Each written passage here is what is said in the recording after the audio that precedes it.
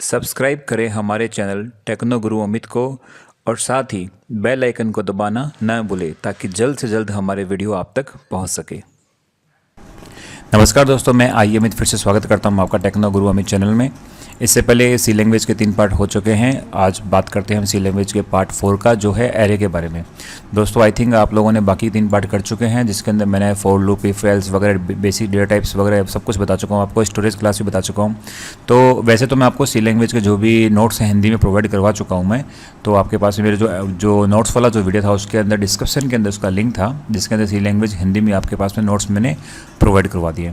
फिर भी आप इसके बारे में मैं थोड़ा डिटेल में आप नहीं पढ़ना चाहते तो मैं यहाँ पर इसका ओवरव्यू बताता हूँ। तो आज हम बात करेंगे एरे के बारे में। स्ट्रिंग एरे क्या होता है, फंक्शन पॉइंटर्स क्या होते हैं। तो बेसिकली फंक्शन को तो उतना ज़्यादा डीप में नहीं बताऊंगा मैं, लेकिन ये बात है केवल स्ट्रिंग एरे और उसके स्ट्रिंग के फंक्शन के। बाकी प्रॉपर फंक्शन हम आगे के वीडियो में करेंगे। तो चलिए स्टार्ट करते हैं। सबसे पहले दोस्तों बात है एरे। एरे आपको पता है, जैसे फॉर एग्जांपल ये एक वैल्यू है। अगर मैंने वैल्यू को इस प्रकार से एक के बाद एक लगा दिया तो सारे क्या बन जाएगा, एरे। मतलब ये पूरा इस प्रकार से कंप्लीट एक ब्लॉक है आपके पास में आ गया तो क्या बनेगा, एरे। अब इसमें खासियत क्या होगी कि जो भी डेटा होगा वो एक ही प्रकार का होगा। मतलब यहाँ पर अगर आपने 5 लिखा है तो इसका मतलब कौन सा है, इंटीजर है। तो यहाँ पर भी आपको क्या लिखना है, 4, 3, 2 कोई भी संख्या लिखो, लेकिन वो क्या होनी चाहिए, इंटीजर है।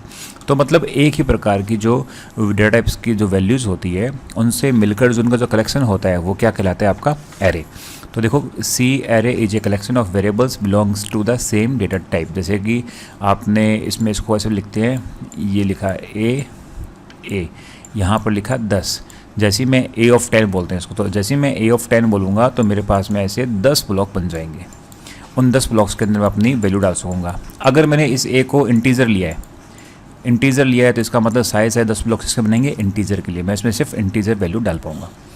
तो आगे देखो, you can store group of data of same data type in the array. ध्यान रखना, सेम डेटा टाइप, ये हमेशा याद रखना। Array might be belonging to any of the data types. कोई भी डेटा टाइप्स का हो सकता है, इंटीजर हो सकता है, फ्लोट हो सकता है, कैर हो सकता है, कोई भी हो सकता है। Array size must be constant value. ऐसा नहीं है कि आपने ए लिख दिया, 10 लिख दिया और नीचे आप क्या कर रहे हो, 11 लिख रहे हो, 12 लिख रहे हो, 15 लिख रहे हो। जो आपने साइज़ दिया उसी साइज़ का आपको उसकी वैल्यू को मेंटेन रखना पड़ेगा। फिर उसके बाद में थोड़ा सा एग्जाम्पल दे लेते हैं इसका। इंटीजर ए ऑफ 10, तो ये क्या होगा, इंटीजर आ गई। कैर बी ऑफ 10 का मतलब क्या होगा, कैरेक्टर एरे। अब एरे बेसिकली जो टाइप्स होते हैं एरे के, वो वैसे तो 2 प्रकार की होते हैं, वन और मल्टी। वन के अंदर तो आपको डेटा सिर्फ इस प्रकार से शो होगा, ठीक है। 2 डायमेंशन के अंदर आपको डेटा इस प्रकार से शो होगा। देखो दोस्तों, बेसिकली यहाँ तक ही करेंगे अपने 2 तक, क्योंकि यहाँ तक एग्जाम में आता है। अगर आपको इसके आगे करना है तो आप जब सी की मैं प्रॉपर पूरी क्लासेस कराऊंगा तब अपने इसमें 3 डायमेंशन भी करेंगे। तो फिलहाल मैं आपको कराता हूँ 1 और 2 के बारे में। तो 1 मतलब सीधा इस प्रकार से डेटा रहेगा तो आपके यहाँ 1 में आएगा, और जब सामने भी आ जाएगा तो क्या हो जाएगा, 2 डायमेंशनल एरे हो जाएगा।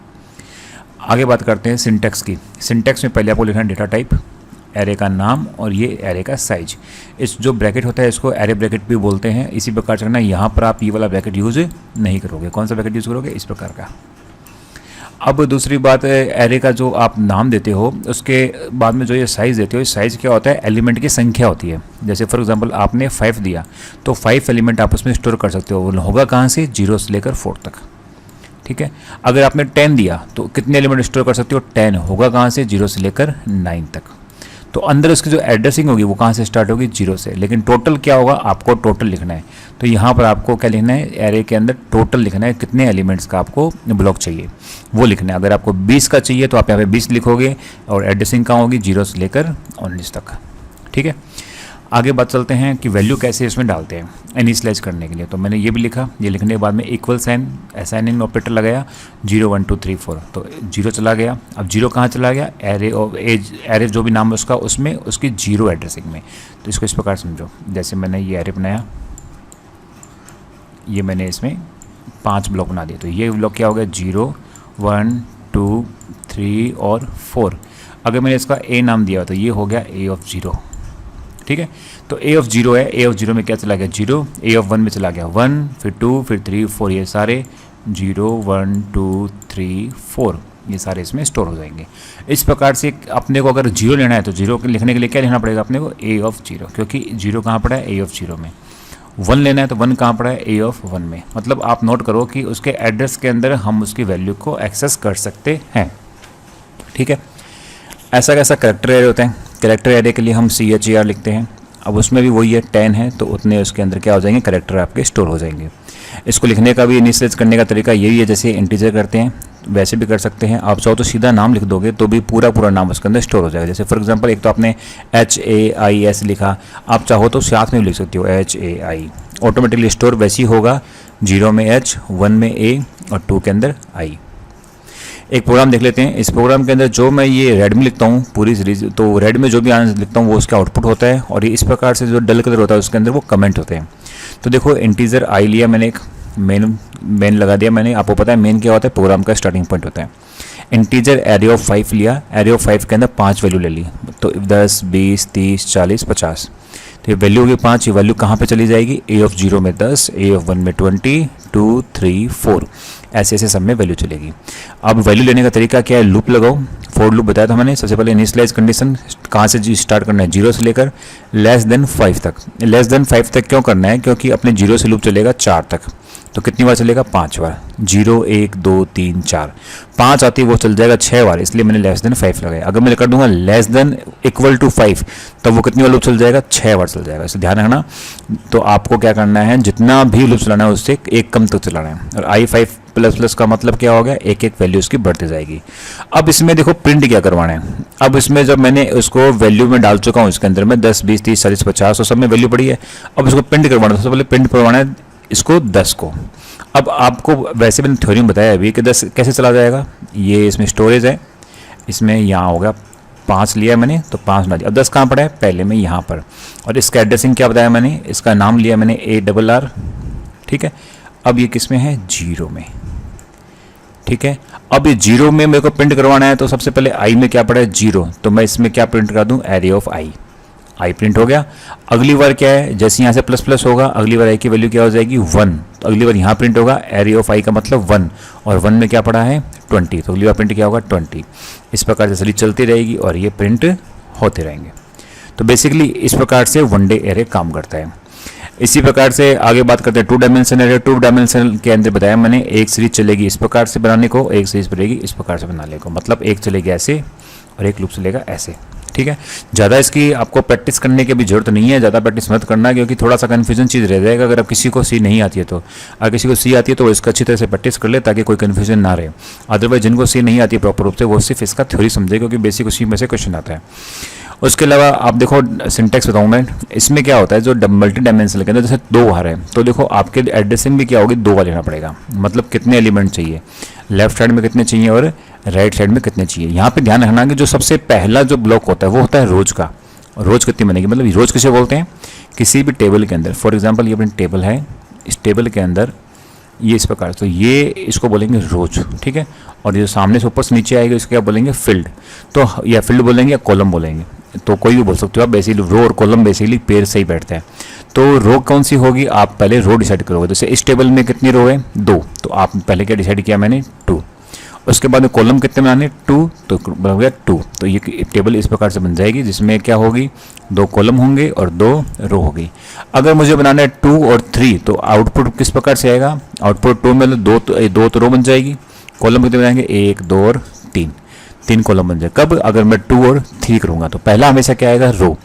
तो देखो अब एड्रेसिंग का क्या होगा, वो भी इसी प्रकार से, पहले एड्रेसिंग इसकी भी 0 और कॉलम की भी 0, फिर इसकी 0, कॉलम की 1, इसकी 1 और उसकी 0, इस प्रकार से आगे आगे कंटिन्यू चलता रहेगा। अब इसमें संख्या डालना है, तो आप कैसे करेंगे, आप डाल सकते हो। देखो यो 0 0 में डाला है 1, 0 1 में डाला है 2, ये देखो 1 0 में डाला है 3, 1 1 में डाला है 4। कुछ याद है आपको, 0 0 0 1 1 0 1 1, ट्रुथ टेबल याद आ रही है।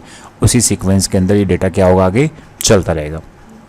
दोस्तों बेसिकली जो ये डायमेंशन है, आप इसको कैसे भी बना सकते हो। इसको 2 3 जरूरी नहीं है, आपको 3 4 5 6 ऐसा नहीं है कि जितनी रो है उतनी ही कॉलम आपको बनानी है। तो ऐसा कंफ्यूज मत होना, 2 2 लिया इसका मतलब दोनों को एक ले सकता हूँ। आप इसको कैसे भी बना सकते हो।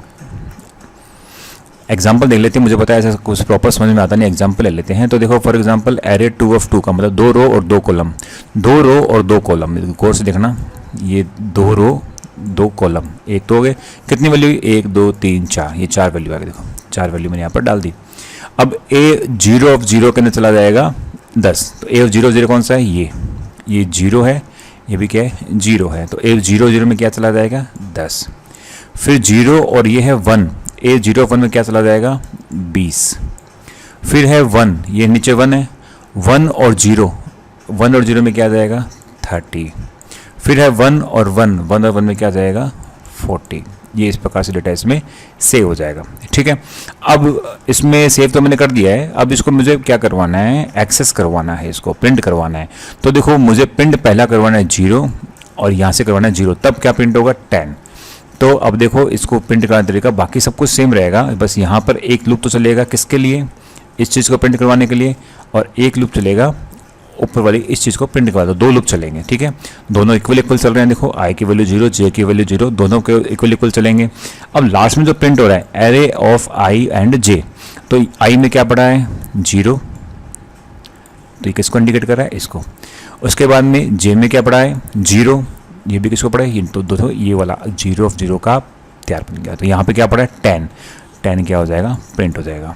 इसके बाद में नेक्स्ट करेंगे, लूप बढ़ जाएगा, यहाँ पे बढ़ेगा, आई की वैल्यू कितनी हो जाएगी 1, जे की वैल्यू भी कितनी हो जाएगी, आप 0 है, 0 की वैल्यू कितनी हो जाएगी 1, सॉरी आई की वैल्यू क्या 0 है, यहाँ से चलेगा आपका पूरा, तो लूप पहले यहाँ से निकल कर बाहर आएगा, बाहर का लूप चल के यहाँ पर एक बार और चलेगा लूप, तो यहाँ पे लूप चल के 0 से कितनी बार हो जाएगा 1, तो अगली बार 1 हो जाएगा, इसकी वैल्यू 0 रहेगी। तो अगली बार आएगा 0 और 1, तो 0 और 1 ये प्रकार से चलेगा। 0 और 1 जैसे पूरा होगा तो 0 और 1 कंडीशन पे क्या पड़ा है 20, ये 20। उसके बाद में अगली बार फिर चलाएंगे इसको, तो अगली बार देखो 2 हो जाएगा, 2 होती कंडीशन यहाँ पे क्या हो जाएगी फॉल्स, तो लूप का कंट्रोल तो कहाँ चला जाएगा ऊपर। अब यहाँ पे 0 की जगह हो जाएगा 1 होते मतलब ये वाली रो नीचे हम काम कर रहे हैं। 1 के अंदर वापस स्टार्ट करेंगे हम 0 से, तो 1 और 0 के अंदर क्या पड़ा है 30, तो 30 प्रिंट हो जाएगा। अब वापस यहाँ 1 पड़ा है, अब यहाँ पे एक वापस संख्या बढ़ चुकी है, 0 की क्या होगी 1, 1 और 1 में क्या प्रिंट हो जाएगा 40। आप इसको प्रैक्टिकल करोगे तो बहुत अच्छे से समझ में आएगा, बाकी मैंने आपको थ्योरिकल तो बेसिकली बता दिया किस प्रकार से लॉजिक इसका काम करता है। तो अगर छोटा मोटा इसका प्रोग्राम आ जाए तो आपको इसको आप देख भी सकते हो कि 2D एरे का आउटपुट क्या निकलेगा। इसी प्रकार से जब स्ट्रिंग होती है तो स्ट्रिंग में भी देखो आप ऐसे डाल सकते हो, जैसे फॉर एग्जांपल कैर स्ट्रिंग 20, तो आप इस प्रकार से लिख सकते हो, लेकिन ऐसा लिखना कोई फिजिबल नहीं है, ऐसा नहीं लिखता है कोई भी। आप सीधा लिखोगे टेक्नो गुरु अमित लिखोगे तो ऑटोमेटिकली ये जो 20 ब्लॉक बनेंगे उसके अंदर टी से लेके स्टार्ट लास्ट में टी तक चला जाएगा, और सबसे अंत में ये चला जाएगा दोस्तों, इसे बोलते हैं नल करेक्टर। ये नल करेक्टर डालना बहुत ज़रूरी होता है। अगर आप किसी भी स्ट्रिंग एरे का नल करेक्टर नहीं डालते हो तो कंपाइलर को पता नहीं चलता है कि वो एक स्ट्रिंग का एरे है। तो आप कोई भी संख्या डालो वहाँ पे नल करेक्टर आपको डालना जरूरी है। अगर आपने वहाँ पे नल करेक्टर नहीं डाला लास्ट में तो वो गार्बेज वैल्यू ले लेगा। जैसे फॉर एग्जाम्पल मैंने अपना नाम लिखा अमित, AMIT अमित लिखा। अब इसके लिए मुझे कितने चाहिए 4 ब्लॉक चाहिए, तो मैंने पहला ब्लॉक ले लिया, दूसरा ये, तीसरा ये, चौथा ये, 4 ब्लॉक। अब मुझे एक ब्लॉक और चाहिएगा, किसके लिए नल करेक्टर के लिए, ताकि मैं कंपाइलर को बता सकूं कि लास्ट बार मेरे जो ये पूरी है वो कौन सी है स्ट्रिंग एरे है। तो अगर मैंने आपका जो साइज है वो ले रखा है 4, तो 4 साइज में तो क्या आएगा केवल AMIT आएगा, इस नल करेक्टर के लिए जगह नहीं मिलेगी। तो आप इसका आउटपुट निकाल के देख लेना बोले चाहिए, अगर 4 लोगे साइज और AMIT डालोगे तो वो आपका लास्ट में गार्बेज वैल्यू ऑटोमेटिकली प्रिंट कर देगा। तो वो आपका गार्बेज वैल्यू प्रिंट ना हो इसलिए आप क्या करो, एक जो लास्ट में ब्लॉक होता है वो किसके लिए रखो, नल करेक्टर के लिए। ठीक है। दूसरी बात, स्ट्रिंग में जो भी आप वैल्यू डालते हो वो किसमें डालते हो, कोट के अंदर, सिंगल कोट के अंदर। अब दोनों में फ़र्क क्या है देखो, एक तो मैंने स्ट्रिंग ऐसे लिखता हूँ और एक ऐसे, दोनों में फ़र्क क्या है। ऐसे लिखता हूँ तो वो 20 का ब्लॉक पूरा बनाकर मेरे को दे देगा, और ऐसे लिखता हूँ तो क्या करेगा, उतने ही बताएगा जितना कि आपकी स्ट्रिंग होगी उतनी ही वैल्यू आपके मेमोरी के अंदर क्या करेगा, एलोकेट करेगा। तो दोनों ही प्रकार से आप इसके अंदर बना सकते हो। तो देखो लिखा हुआ है when we declare char as string without, मैंने कोई भी इसमें मेमोरी नहीं बताई है, तो memory space will be allocated as per the requirement during the execution of the program. जब भी प्रोग्राम एग्जीक्यूट होगा तो उस कैरेक्टर जितनी भी स्ट्रिंग के लिए जितनी भी जरूरत पड़ेगी उतने के लिए वो ऑटोमेटिकली ब्लॉक बना लेगा, अदरवाइज ऊपर वाले में कितना बनाएगा, 20 ब्लॉक पहले से बनाकर रख लेगा।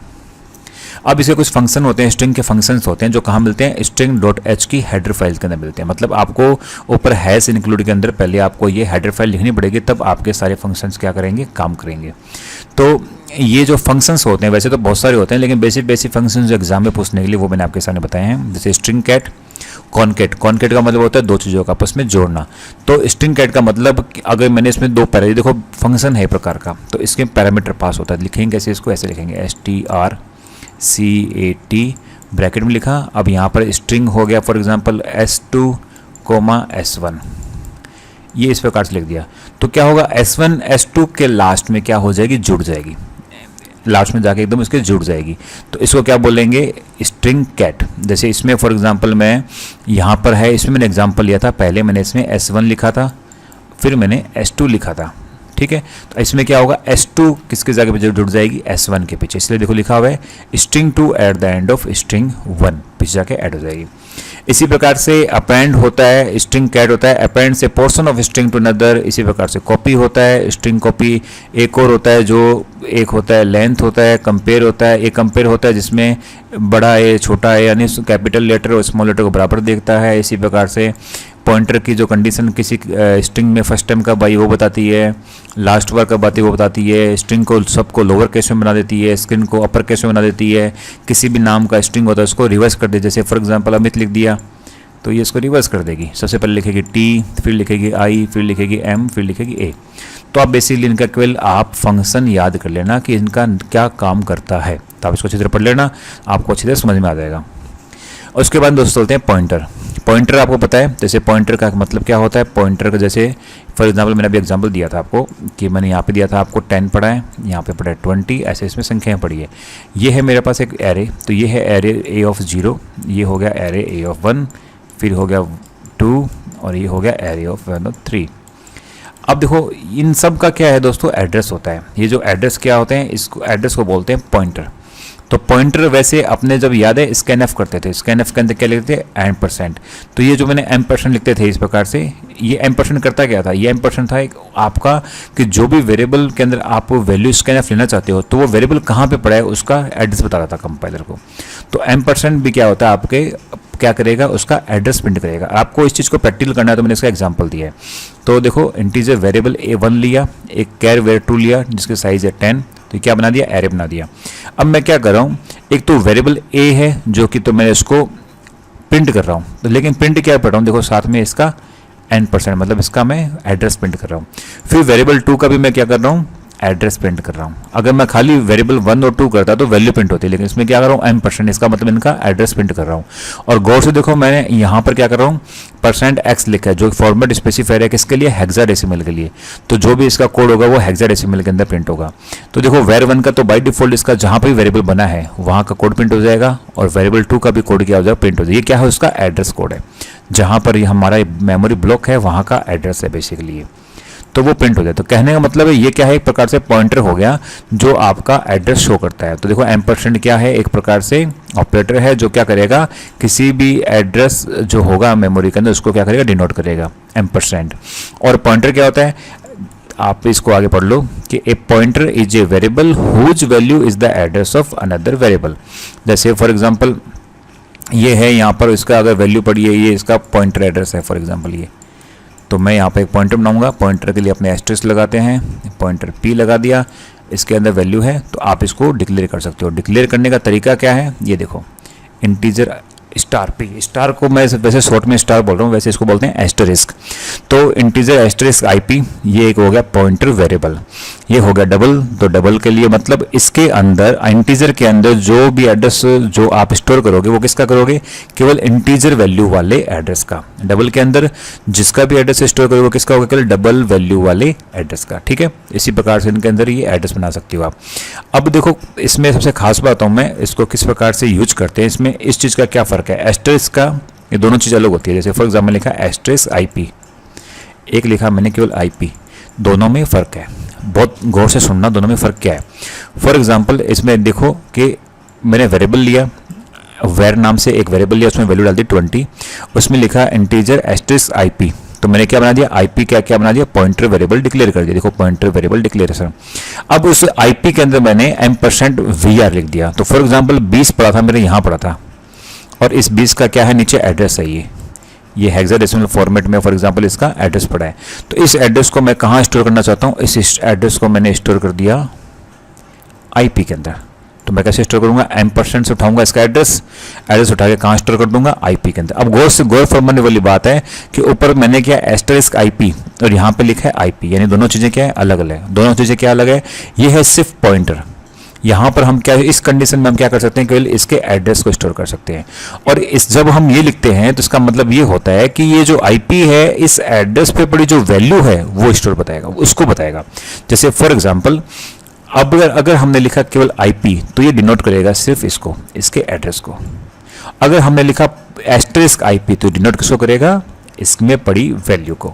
ये दोनों में बेसिकली फर्क होता है। देख लो आगे, प्रिंट ऑफ करेंगे। प्रिंट का मतलब मैंने यहाँ पे क्या प्रिंट कर रहा हूँ, %var। तो देखो मैंने यहाँ पे %var करूंगा तो इसका जो भी एड्रेस था वो यहाँ पे क्या हो जाएगा, नीचे प्रिंट हो जाएगा। अगली बार मैं करूंगा केवल आईपी, तो आईपी के अंदर भी क्या था, इसका ही एड्रेस पड़ा था यहाँ पर, वो भी क्या हो जाएगा, प्रिंट हो जाएगा। लेकिन अगली बार मैं करूंगा एस्टेरिस्क आईपी, जो मैंने क्या बताया था आपको, उस एड्रेस पे पड़ी वैल्यू को प्रिंट करता है, उस वैल्यू को होल्ड करता है। तो एस्टेरिस्क आईपी क्या प्रिंट हो गया, 20। आई थिंक मेरे को समझ में आ गया होगा कि स्टार जो आप एस्टेरिस्क लिखते हैं और केवल जो आप पॉइंटर वेरिएबल होता है, दोनों में फ़र्क क्या होता है। तो दोनों में बेसिकली फ़र्क ही होता है। तो आप इसमें एक चीज़ और याद रखना कि किसी भी आप जो पॉइंटर वेरिएबल है उसको क्या करो, नल वैल्यू असाइन करो, ताकि बेसिकली उसमें कोई गार्बेज वैल्यू ना आए। In case you do not have an exact address to be assign, तो उसके लिए क्या करो, आप पहले से उसके अंदर नल वैल्यू डाल दो। अब नल वैल्यू डालने के लिए छोटा सा प्रोग्राम देख लो। नल वैल्यू कैसे डालते हैं, आपने मेन बना दिया फंक्शन, इंटीजर वही पीटीआर ले लिया, एक इसमें नल लिख दिया, नल। तो अब उसमें नल चला गया और आपने जब इसको पीटीआर को प्रिंट करेंगे तो उस पीटीआर के अंदर क्या प्रिंट होगा, 0। क्यों, क्योंकि आपने उसमें नल डाल दिया। अगर आप इसमें नल नहीं डालते तो यहाँ पे क्या प्रिंट होती, गार्बेज वैल्यू प्रिंट होती। ठीक है, आगे चलते हैं दोस्तों। अब यहाँ पे देखिए जो पॉइंटर का पॉइंटर मतलब वापस देखिए, गौर से देखना, ये मैंने 20 पढ़ा है, यहाँ पर मेरा पढ़ा है उसका 0AF_P। P तो सर आएगा नहीं, खैर ऐसा डेसिमल है, 2 आ गया, 0AF2। ठीक है, अब पॉइंटर टू पॉइंटर क्या होगा, मतलब ये कहाँ है, किसी का एड्रेस है, ये कहाँ पड़ा है, ये इस पॉइंटर में पड़ा है, ये हो गया पॉइंटर 1। ठीक है, तो ये यहाँ पे पड़ा है। अब इसका भी क्या होगा, एक एड्रेस होगा, ये भी कहाँ पड़ा है, किसी और में पड़ा है। तो मतलब ये भी क्या कर रहा है, एड्रेस होल्ड कर रहा है, किसका एड्रेस होल्ड है, इसका। और इसमें भी क्या है, एड्रेस होल्ड है, किसका होल्ड है, इसका। आई बात समझ में, पॉइंटर का भी पॉइंटर, तो उसको आप इस प्रकार से लिखते हो, डबल एस्टेरिस्क यूज करते हो, उसको बोलते हैं पॉइंटर टू पॉइंटर। तो देखो वेर पॉइंटर कैसे बना दिया, पीटीआर बना दिया, एस्टेरिस्क पीटीआर एक है, डबल एस्टेरिस्क लगा के पीपीटीआर बना दिया, तो ये है पॉइंटर टू पॉइंटर। वेरिएबल में वैल्यू डाल दी 3000, तो ये हो गया एक ब्लॉक बन जाएगा 3000, इसमें चलेगी VAR, वेरिएबल आ गया। अब मैंने क्या किया, वेरिएबल का %, मतलब इसकी जो भी एड्रेसिंग है वो कहाँ डाल दी मैंने, पीटीआर के अंदर। तो जो भी एड्रेसिंग आ गई पीटीआर में आ गई। ठीक है, अब देखो मैंने %, पीटीआर मतलब इसके अंदर जो भी वैल्यू है वो कहाँ डाल दी मैंने, पीपीटीआर में। ये हो गया पॉइंटर टू पॉइंटर। ठीक है, अब देखो इसको प्रिंट करवाना है तो वेरिएबल का मतलब तो 3000 प्रिंट होगा, पहला वैल्यू हो गया प्रिंट 3000 रुपये। ठीक है, फिर मैंने एस्टेरिस्क पीटीआर की है तो इसमें भी क्या होगी, उस एड्रेस पे पड़ी वैल्यू, तो उस एड्रेस पे पड़ी वैल्यू क्या है, 3000, वही प्रिंट हुई है। फिर मैंने करी है डबल एस्टेरिस्क पीपीटीआर, तो उसके लिए भी क्या होगी, पहले फॉर एग्जाम्पल ये है अपना डबल पीपीटीआर। अब इसके अंदर जब मेरे को वैल्यू अगर इसमें मैं करूँगा डबल एस्टेरिस्क पीपीटीआर, तो इसके अंदर जो एड्रेस पड़ा है वो सीधा यहाँ जंप करेगा, यहाँ पे करेगा तो इसको वैल्यू नहीं मिलेगी, यहाँ पर भी क्या मिलेगा, इसको एड्रेस मिलेगा, वो उस एड्रेस पे फिर जंप करेगा, फिर वो यहाँ पर आइए, यहाँ पे इसको मिलेगी वो एड्रेस पे मिलेगी वो वैल्यू, तो उस वैल्यू को क्या कर देगा, प्रिंट कर देगा। तो लास्ट में भी प्रिंट किया होगा 3000। तो ये होता है पॉइंटर टू पॉइंटर। तो दोस्तों बेसिकली ये तो है सारे, अब एरे बता दिया मैंने आपको, पॉइंटर टू पॉइंटर बता दिया और बेसिकली 2 डायमेंशन बता दिया। कुछ एक चीज़ें मैं इंपॉर्टेंट आपको और बताना चाहता हूँ, वो आप गौर से देखिए ना, कि एक तो एरे की जो बताया मैंने आपको, एरे एक समान डेटा टाइप्स की वैल्यू का समूह होता है। ठीक है, और दूसरी एक बता दूंगा, एरे का जो फर्स्ट एलिमेंट होता है वो कहाँ से स्टार्ट होगा, 0 से। और एरे के हर एलिमेंट को क्या बोलेंगे हम, उसको बोलेंगे सबस्क्रिप्ट या फिर इंडेक्स, दूसरा नाम होगा उसका इंडेक्स। अब एक क्वेश्चन और बनता है दोस्तों कि एरे की जो स्टोरेज क्लासेस है वो कौन सी होती है। जैसे कि एरे की स्टोरेज क्लास, जैसे फॉर एग्जांपल ये है, तो मैंने क्या बताया, स्टोरेज क्लासेस क्या होगी कि किसी भी स्टोरेज क्लास में जब आप इसको डिफाइन नहीं करते हो तो बाय डिफॉल्ट उसकी कोई एक स्टोरेज क्लास होती है जो 4 प्रकार की होती है। तो किसी भी एरेज की स्टोरेज क्लास क्या होती है, ऑटो। तो आप बाय डिफॉल्ट उसकी जो स्टोरेज क्लास क्या आएगी, ऑटो। तो इसलिए ध्यान रखना, ऐसा क्वेश्चन बनता है। दूसरी बात दोस्तों, एरे में इस प्रकार के फंक्शन नहीं होते। जैसे फॉर एग्जाम्पल आपने लिख दिया टोटल लिखकर आपने लिख दिया यहाँ पर एरे 1 प्लस एरे 2, इस प्रकार से नहीं होता दोस्तों। क्यों? क्योंकि आप पूरे एरे के स्ट्रक्चर को एक साथ में दूसरे स्ट्रक्चर के दूसरे सारे ब्लॉक के साथ ऐसे ऐड नहीं कर सकते हो। आपको उसका एडिशन निकालना पड़ेगा। आपको ए ऑफ 0 प्लस ऐसे करके उसका एडिशन निकाल के ही आप उसको एडिशन सब्सट्रैक्शन कर सकते हो। तो दोस्तों ये ध्यान रखना, इस प्रकार से एरे के जो क्वेश्चंस होते हैं वो आपके सामने अक्सर आते हैं और उसके अंदर बेसिक जो क्वेश्चन आते हैं वो 1D एरे पे और 2D एरे पे ही आते हैं, उसके 3D एरे 4D एरे पे नहीं आते हैं। दूसरा ध्यान रखना कि पहले जब भी आप मल्टी डायमेंशनल बनाते हैं तो पहले उसमें रो को आप एक्सप्लेन करते हो, उसके बाद में उसके कॉलम को एक्सप्लेन करते हो। इसके बावजूद भी दोस्तों अगर आपको लगता है कि कुछ और आपको करना है तो मैंने आपको नोट्स दे रखे हैं, आप नोट्स में से उसको अच्छी तरह पढ़ सकते हो।